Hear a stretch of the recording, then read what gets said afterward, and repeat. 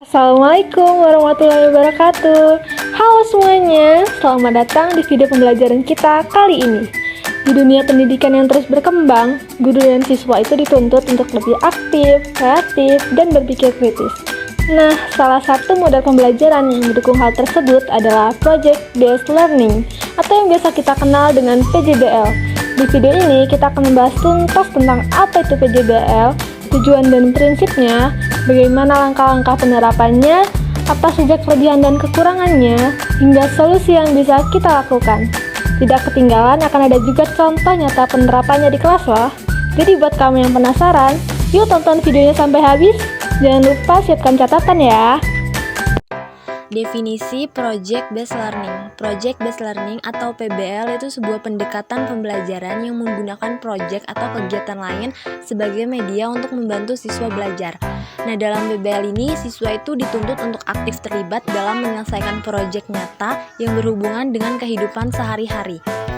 PBL juga mendorong siswa untuk berpikir kritis, bekerja kolaboratif, dan menghasilkan produk atau layanan sebagai hasil dari pembelajaran. Selanjutnya ada tujuan dari Project Based Learning. Yang pertama itu meningkatkan kemampuan pemecahan masalah. Nah, dengan melibatkan siswa dalam proyek nyata, siswa itu dilatih untuk mengidentifikasi, menganalisis, dan menyelesaikan masalah yang kompleks secara sistematis. Yang kedua ada meningkatkan pengetahuan dan keterampilan. Nah, proyek yang dikerjakan siswa itu memungkinkan mereka untuk memperoleh pengetahuan baru dan mengembangkan keterampilan praktis yang dapat diterapkan di kehidupan nyata. Yang ketiga ada meningkatkan keaktifan dan kemandirian. Dalam proyek, siswa itu jadi lebih aktif karena mereka terlibat langsung dalam pembuatan dan penyelesaian proyek. Yang keempat, mengembangkan kemampuan manajerial. Siswa jadi belajar mengelola waktu, sumber daya, dan alat yang dibutuhkan untuk menyelesaikan tugas secara efektif.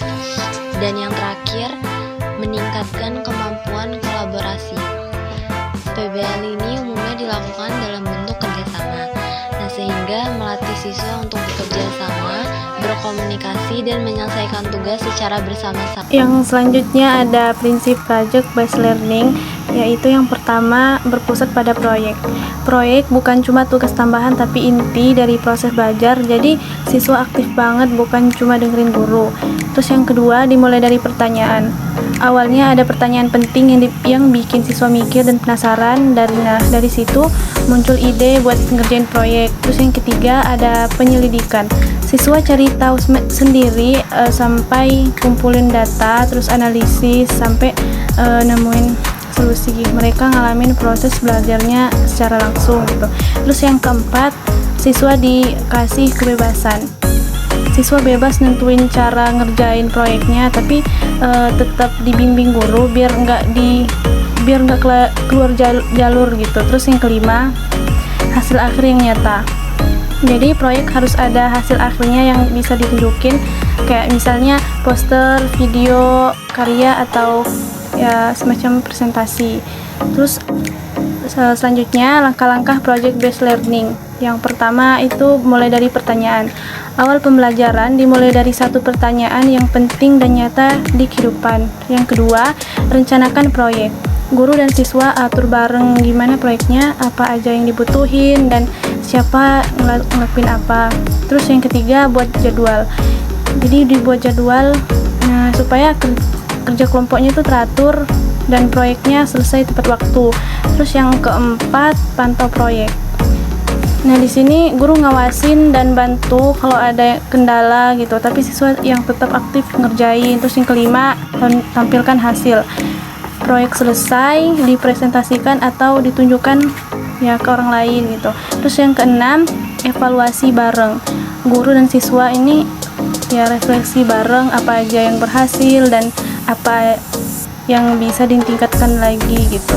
Baik, materi selanjutnya adalah kelebihan dan kekurangan Project Based Learning. Menurut SANI 2014, Project Based Learning memiliki beberapa keunggulan, yaitu yang pertama ada meningkatkan motivasi siswa dalam belajar. Yang kedua ada meningkatkan kemampuan siswa dalam menyelesaikan masalah yang kompleks. Yang ketiga bisa membuat siswa lebih aktif dan terlibat secara nyata dalam proses pembelajaran.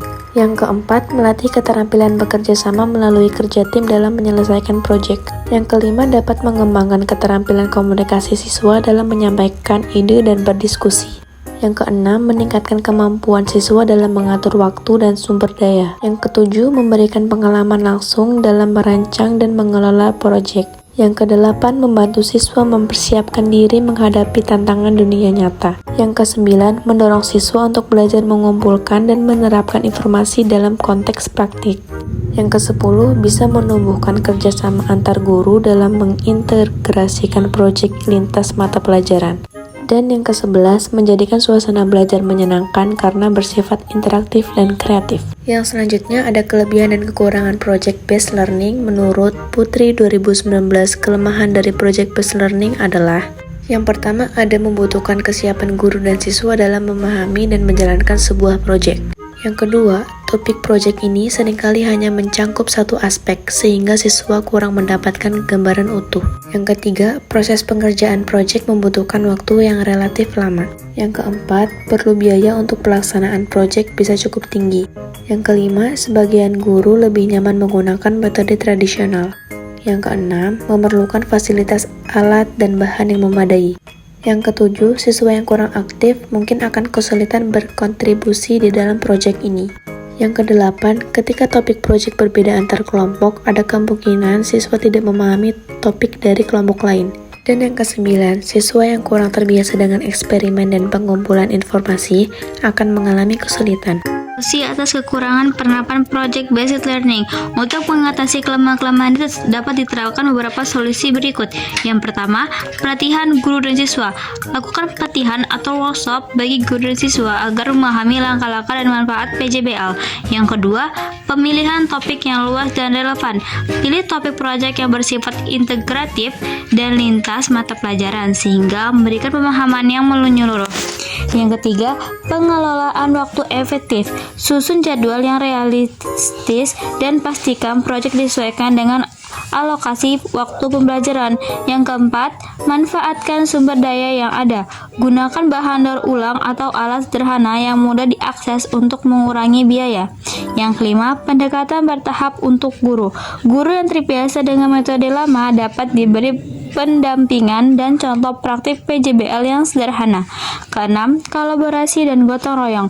Dalam hal fasilitas terbatas, dorong kolaborasi antar kelas, sekolah, atau dengan pihak luar seperti orang tua atau guru. Yang ketujuh, pembagian tugas yang adil dan berkelompok. Kelima, berikan tanggung jawab individu dalam kelompok agar setiap siswa terlibat aktif. 8. Berprestasi antar kelompok. Lakukan presentasi atau diskusi antar kelompok agar semua siswa bisa memahami berbagai topik proyek. Ke-9, panduan eksperimen sederhana. Sediakan panduan dan latihan sederhana dalam melakukan eksperimen dan pengumpulan data. Dan yang terakhir, penerapan Project Based Learning. Model pembelajaran berbasis proyek atau Project Based Learning ini dapat diterapkan di berbagai jenjang pendidikan dan mata pelajaran loh. Berikut ini beberapa contoh penerapannya dalam berbagai bidang. Yang pertama, pada mata pelajaran Bahasa Indonesia, siswa dapat diminta membuat buku cerita bergambar yang mengangkat kisah-kisah inspiratif dari lingkungan sekitar mereka. Proyek ini tidak hanya melatih keterampilan menulis dan menggambar, tetapi juga mengasah empati dan kepekaan sosial siswa. Yang kedua, pada mata pelajaran IPA, siswa bisa membuat alat penyaring air sederhana menggunakan bahan-bahan alami. Proyek ini mendorong siswa berpikir kritis dan kreatif sebagai upaya solusi terhadap masalah kebersihan air yang nyata di masyarakat. Yang ketiga, pada mata pelajaran IPS, siswa melakukan observasi lapangan terkait masalah sosial di lingkungan mereka. Hasilnya kemudian disusun dalam bentuk laporan dan disampaikan melalui kampanye sosial baik secara langsung maupun digital.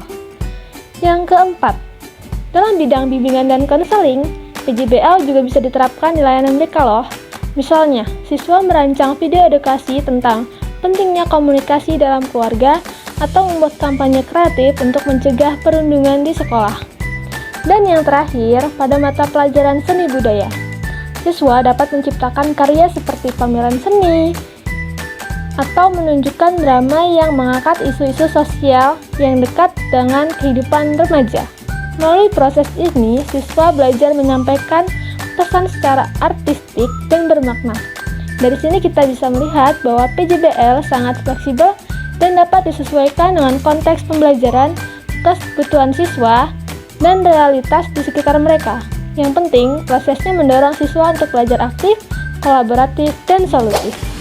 Pergi ke pasar bahas ini, pulang-pulang bertepung sangrai. Stop melakukan bullying untuk kehidupan aman dan damai. Berudara bercinta masif, bagi Papua berpapeda. Sekian, terima kasih, semoga bermanfaat untuk semua. Sangat berarti, istimewa di hati, selamanya rasa ini. Jika tua nanti kita telah hidup masing-masing, ingatlah hari ini.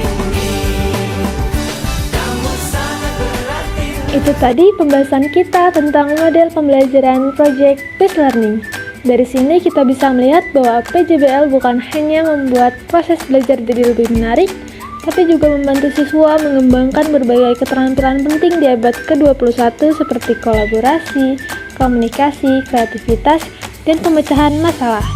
Walaupun PJBL punya tantangan tersendiri, tapi dengan perencanaan yang matang dan dukungan yang baik, model ini bisa menjadi solusi pembelajaran yang efektif dan menyenangkan.